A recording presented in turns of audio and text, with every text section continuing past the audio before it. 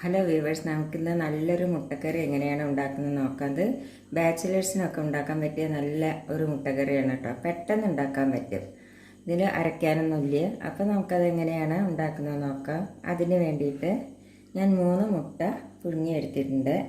ഈ മുട്ട വെള്ളത്തിലിട്ട് പുഴുങ്ങുമ്പോൾ ആ വെള്ളത്തിൽ കുറച്ച് ഉപ്പിടണം കേട്ടോ. അപ്പോൾ മുട്ട പൊട്ടിപ്പോവില്ല.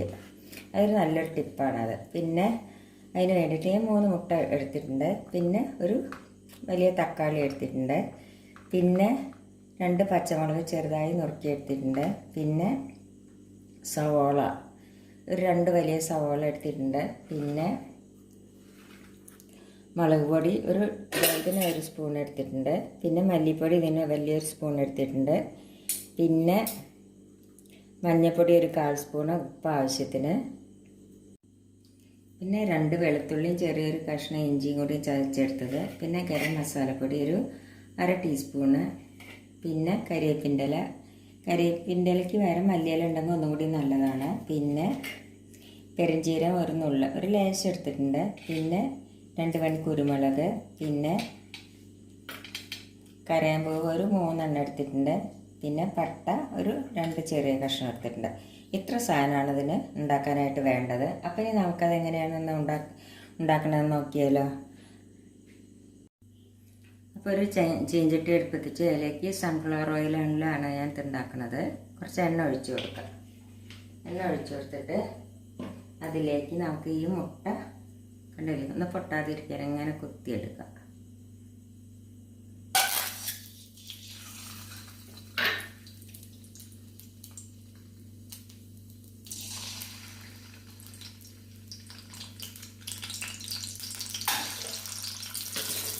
ഇതിലേക്ക് നമുക്ക് കുറച്ച് മുളക് പൊടി, കുറച്ച് മഞ്ഞൾപ്പൊടി, ഉപ്പും കൂടി ഇട്ട് കൊടുക്കാം. ഇതൊന്ന് വഴറ്റിയെടുക്കട്ടെ. അപ്പം മുട്ട നല്ലപോലെ വഴന്നു കഴിഞ്ഞ് ഇത് നമുക്ക് മാറ്റാം.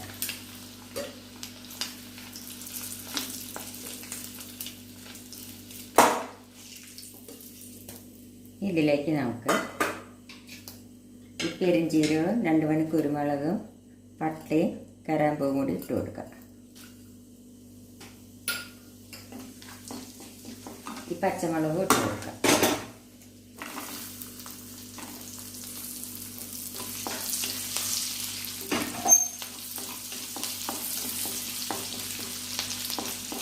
നമുക്കിതിലേക്ക് ഇഞ്ചി വെളുത്തുള്ളി പേസ്റ്റ് ഇട്ട് കൊടുക്കാം. ഇതിലേക്ക് നമുക്ക് ഈ സവാള ഇട്ട് കൊടുക്കാം. ഇത് നല്ലപോലെ ഒന്ന് വഴറ്റട്ടെ.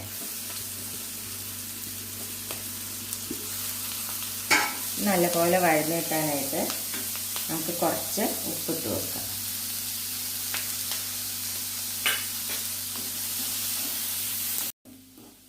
അപ്പം നമ്മുടെ സവാള നല്ലപോലെ വഴന്നു കണ്ടില്ലേ. ഇതേമാതിരി നല്ലപോലെ വഴറ്റണം.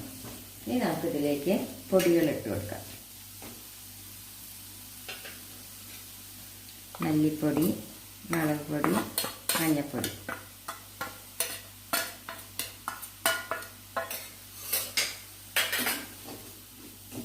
ഇനി നമുക്കിതിലേക്ക് ഈ തക്കാളി ഇട്ട് കൊടുക്കാം.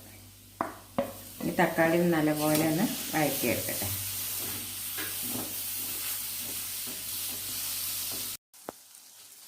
അപ്പം നമ്മുടെ സവാള നല്ലപോലെ വഴന്നു കഴിഞ്ഞു. ഇനി എന്താ ചെയ്യുന്നതെന്ന് വെച്ചാൽ നമുക്ക് ഇതിലേക്ക് കുറച്ച് വെള്ളം ഒഴിച്ച് കൊടുക്കാം.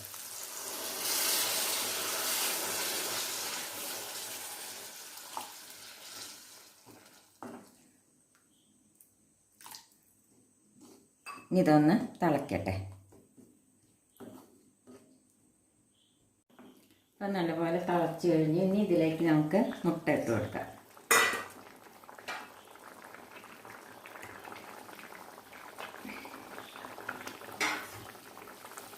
ഞാൻ ഉപ്പുണ്ടോ എന്ന് നോക്കട്ടെ.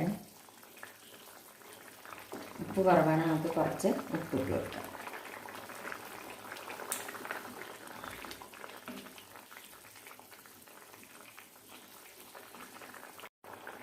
ഇനി നമുക്കിതിലേക്ക് ഈ ഗരം മസാലപ്പൊടി ഇല്ലേ അതിട്ട് കൊടുക്കാം.